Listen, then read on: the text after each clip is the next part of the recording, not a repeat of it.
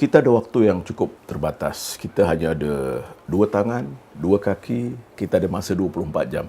Ya? Dan usia kita tidak panjang. Dan sekarang ini terlalu banyak distraction. Distraction hari ini tentunya dalam bentuk misalnya TV 24 jam, distraction dalam bentuk social media, kita menghabiskan banyak waktu dan sebagainya. Tetapi itu bukan alasan untuk mengatakan bahawa kita tidak ada masa untuk memperbaiki diri. Banyak orang berkata bahawa sekarang ni orang kurang membaca. Saya sebenarnya tak setuju dengan pandangan itu. Orang membaca tetapi dalam media yang lain. Bila kita surf internet misalnya, kita hop daripada satu website ke satu website, sebenarnya kita membaca. Tetapi ruang untuk membaca akhbar, ruang untuk baca buku itu terbatas. Semakin jauh terbatas. Begitu juga orang dulu menonton TV dalam bentuk format yang biasa. Tetapi hari ini orang menonton TV melalui medium yang lain. IPTV, mereka malah menonton TV melalui smartphone dan sebagainya. Mediumnya saja berbeza. Ya? Orang akan menghabiskan masa membaca. Tetapi kita harus ingat bahawa pada akhirnya dunia dan tradisi keilmuan, kalau kita bersetuju dengan pandangan itu bahawa kita tidak akan ke mana dalam dunia hari ini sekiranya kita tidak memperlengkapkan diri kita dengan dasar ilmu. Dari mana datangnya dasar ilmu? Daripada bukan saja daripada ensiklopedia percuma di internet, tapi juga daripada buku. Dan saya selalu mengatakan bahawa buku tidak mati. Buku masih terus relevan. Sebab pada hari ini pun setiap 30 saat sebuah judul buku diterbitkan di mana-mana di dunia. 1 juta judul buku diterbitkan dalam setahun di seluruh dunia. Jadi dan dari mana datangnya bahan ini? Maka selalunya pengalaman membaca itu, ya, tradisi membaca.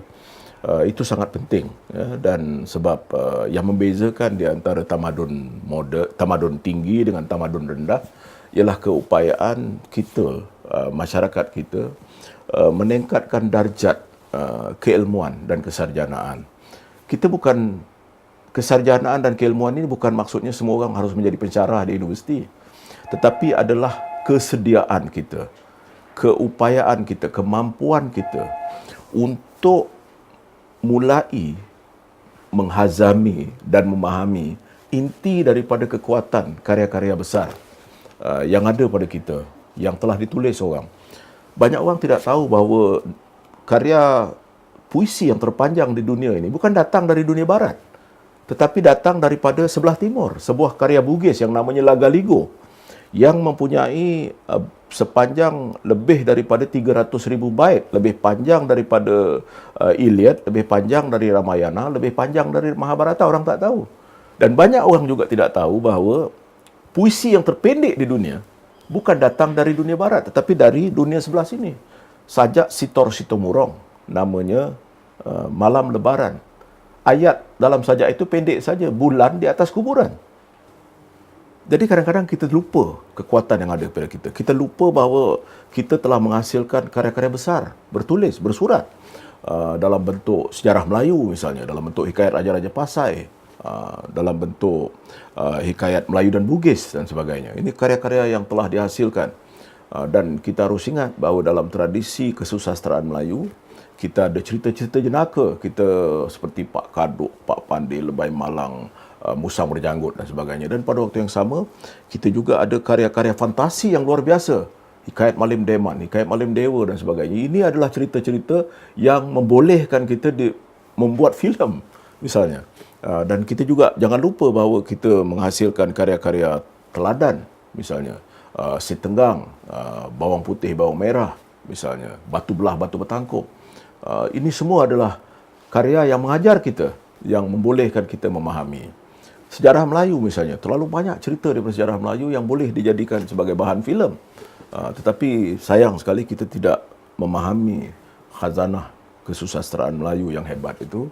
Maka kadang-kala kita merasakan bahawa kita tidak ada bahan untuk dijadikan bahan filem ataupun untuk dibuat adaptasi untuk drama. Maka kita bergantung kepada karya-karya yang belum teruji, yang kadang-kala kualitinya sangat rendah ataupun berdasarkan pada novel yang sifatnya tidak bernilai tinggi, ya, walaupun popular.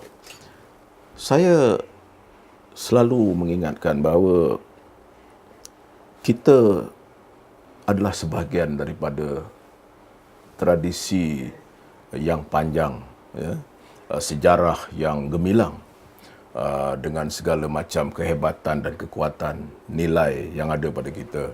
Value system orang Melayu cukup luar biasa. Peribahasa-peribahasa yang terhasil adalah cukup luar biasa dan hebat.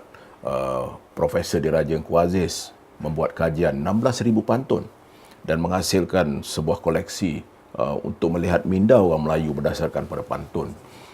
Dan saya beruntung kerana saya membuat pengenalan kepada kumpulan itu, kebijaksanaan Melayu yang terpancar daripada pantun misalnya.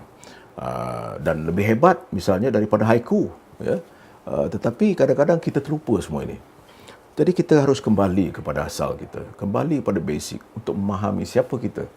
Bukan memahami Johan Jaafar, memahami tradisi di belakang kita, di belakang Johan Jaafar, di belakang kesenimanan kita, di belakang tradisi gemilang yang kita ada, untuk membolehkan kita memahami bukan saja diri kita, tetapi juga sikap yang membentuk kita, nilai yang mencorakkan kita. Sebab kita tidak hidup dalam vacuum. Kita tidak wujud hanya dalam suatu kokun atau sarang atau kerangka yang terbatas. Tetapi kita adalah cerminan dan manifestasi daripada tradisi yang panjang dan agung, ya, yang patut kita banggakan. Apakah kita boleh berbangga dengan tradisi itu kalau kita tidak memahami tradisi itu?